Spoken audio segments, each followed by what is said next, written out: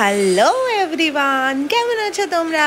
তো আমি আবার চলে এসেছি আমার ভিয়েতনামের সেকেন্ড ডে ব্লগ নিয়ে। তো আমরা আজকে যাব দানাং। তো দানাংয়ে যাওয়ার আগে এই যে হচ্ছে আমাদের আজকের আউটফিট। আমি আর আমার মেয়ে একটু আয়নার সামনে দাঁড়িয়ে রিলস বানাচ্ছিলাম। তো যাই হোক, রিলস বানানোর পরে আমরা একটু বেরিয়ে গেছিলাম আবার ওই কাটিনাটে একটু কফি খেতে। তো কফি এখানকার ভীষণ বিখ্যাত, তোমাদেরকে আমি আগেও বলেছি আর তোমরা নিজেরাও জানো হয়তো। তো যাই হোক, এই যে হচ্ছে রাস্তায় বেরিয়ে পড়েছি আমরা। মানে আমাদের হোটেলটা ঠিক অপোজিটেই ছিল একটা কাটিনাটের একটা ব্রাঞ্চ, তো ওইখানেই আমরা যাচ্ছি। প্রচুর রাস্তায় প্রচুর সবসময় প্রচুর স্কুটি বাইক চলে এখানকার। না, মানুষের একটা জিনিস, গাড়ি থাকুক না থাকুক, স্কুটি বাইক প্রত্যেকটা ফ্যামিলি মেম্বারের জন্য এখানে থাকে। ওই জন্য রাস্তায় প্রচুর স্কুটি বাইক দেখা যায়। তো এই হচ্ছে আমরা কাটিনাটে ঢুকে গেলাম। তো আমরা ওখানে একটু কফি টফি খাচ্ছিলাম, এনজয় করছিলাম, সানিও বসে।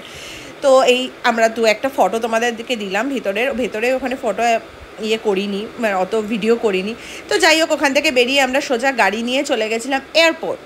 তো এয়ারপোর্টে আমরা নেবে ওখানে সমস্ত মেয়েকে একটু দুপুরে খাওয়া দাওয়া করিয়ে তারপরে আমরা নিজেরা একটু ওখানে খেলাম।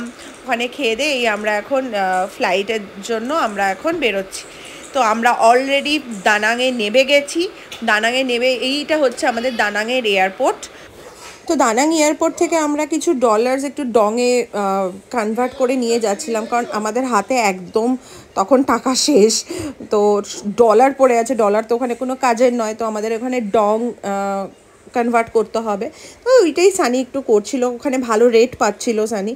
তো এখানে জানো তো, মানে রাস্তায় রাস্তায় এরকম করে আলাদা করে কোনো সপ্তাহে তুমি চাইলে জুয়েলারির দোকান থেকেও তুমি, আর প্রচুর জুয়েলারির দোকান থাকে ওখানে, তো জুয়েলারির দোকান থেকেও তুমি ডং ওখানে কনভার্ট করতে পারো, ডলারটাকে কনভার্ট করে ডংয়ে মানে পরিণত করতে পারো।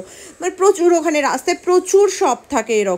এরকম নয় যে কোথায় খুঁজে পাবো না পাবো, কোনো প্রবলেম নেই, তুমি যেখানে খুশি পেয়ে যাবে এরকম রাস্তায় রাস্তায়। তো যাই হোক, আমরা এখানে ভালো রেট পাচ্ছিলাম, তাই জন্য এয়ারপোর্ট থেকে করে নিলাম। তো তারপরে বেরিয়ে আমরা আমাদের গাড়ি চলে এসেছিলো। তো আমরা দানাং থেকে যাব হইয়ান।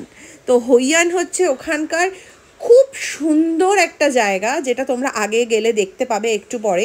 এই হচ্ছে আমাদের হইয়ানের রাস্তার চারিদিকে সিনিক বিউটি, তোমরাও দেখো আর আমি তোমাদের সাথে আমিও আরেকবার করে দেখছি। তো দারুণ দারুণ ভীষণ সুন্দর জায়গা। তোমরা যদি কেউ কখনো ভিয়েতনাম যাও আর দানাং প্ল্যান করো, তাহলে একটা রাত্রি অন্তত প্লিজ হইয়ানে থেকো। হইয়ানের ওই অসাধারণ সৌন্দর্য তোমাদেরকে মুগ্ধ করবেই করবে। যাই হোক, তোমাদের সাথে আমি গল্প করতে করতে আমাদের হোটেলও চলে এসছে প্রায়। এই আমরা হোটেলের লাউঞ্জে বসে আছি। এখানে যে ওয়েলকাম ড্রিঙ্কসটা দিয়েছিল এত টেস্টি ছিল, আমাদেরকে না 3টে দিয়েছিল। আমার মেয়ে যেহেতু ছিল, ও তো বেচারা খেতে পারবে না, ওটা আমি খেয়ে নিয়েছি। দারুণ ছিল, ভীষণ টেস্টি। আমি তো এখনও মিস করছি ওটার জন্য। তো যাই হোক, আমি পুরো ভিয়েতনামটাকেও আমি এখনও মিস করছি। তো আমার মেয়ে যথারীতি ওটা দেখে ওর ওটা নেওয়ার ইচ্ছা হয়েছে, ও আমার থেকেই একটু একটু করে খাচ্ছিল।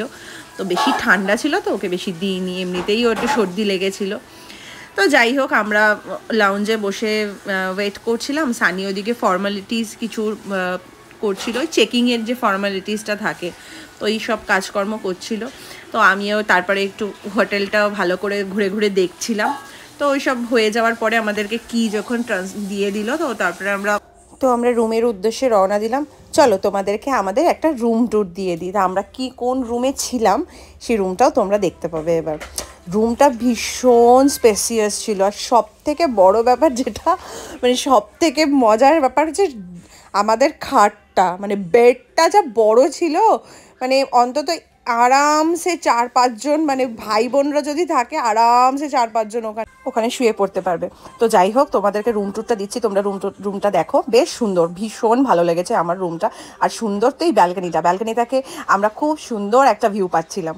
তো তোমরাও দেখো, খুব সুন্দর ভিউটা, তাই না? কেমন লাগছে বলো? তো যাই হোক, আমার রুম ট্যুর তোমাদেরকে দেওয়া হয়ে গেল। এইবার পালা হচ্ছে, খিদে পেয়ে গেছিলো। আমরা হোটেলে পৌঁছাতে আমাদের প্রায় 5:30-6টা বেজে গেছিলো। তো আমরা এই ছোট্ট হালকা স্ন্যাক্স অর্ডার করেছিলাম, আর এইদিকে মেয়েকে খাইয়ে নিলাম, একটু খাইয়ে দাইয়ে নিয়ে।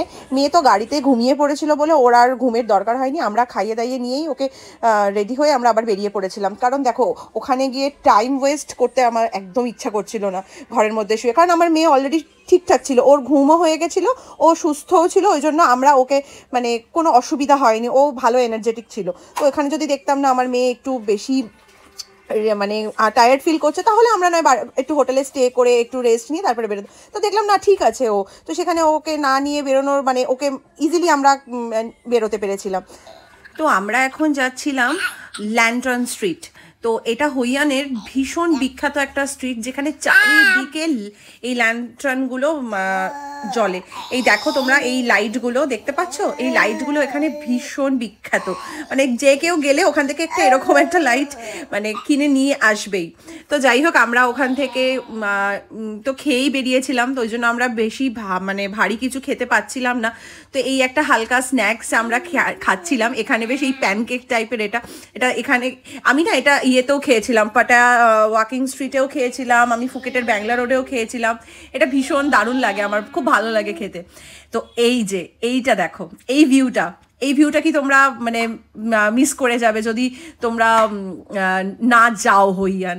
তো দারুণ। আর আমার মেয়ে তো এখানে ভীষণ এনজয় করছিল, ও লাইট ফাইট দেখেও ভীষণ এনজয় করে। আর এই যে ব্রিজটা, এটার গোল্ডেন একটা ব্রিজ আছে, এই ব্রিজটা মানে ভীষণ বিখ্যাত একটা ব্রিজ ওখানকার। তো আমরা তো ওখানে ভীষণ সুন্দর এনজয় করেছি। আমরা তারপরে একটা রেস্টুরেন্টে গিয়ে হালকা খানা পিনা করে তো যে আমরা হোটেলের দিকে আবার রওনা দিয়ে বাড়ি ফিরে এসেছি, মানে আমরা হোটেল ব্যাক করেছি।